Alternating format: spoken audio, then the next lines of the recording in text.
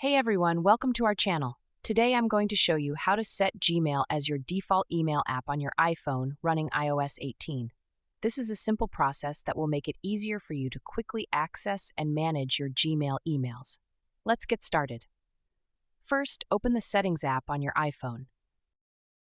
In the Settings menu, scroll down to the bottom section and tap on Apps.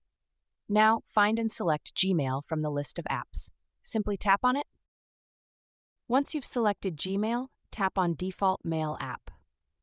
Finally, tap on Gmail to set it as your default email app. And that's it! You've successfully set Gmail as your default email app on your iPhone. This will make it easier for you to quickly access and manage your Gmail emails. If you have any questions or need further assistance, feel free to leave a comment below. Thanks for watching and see you in the next video.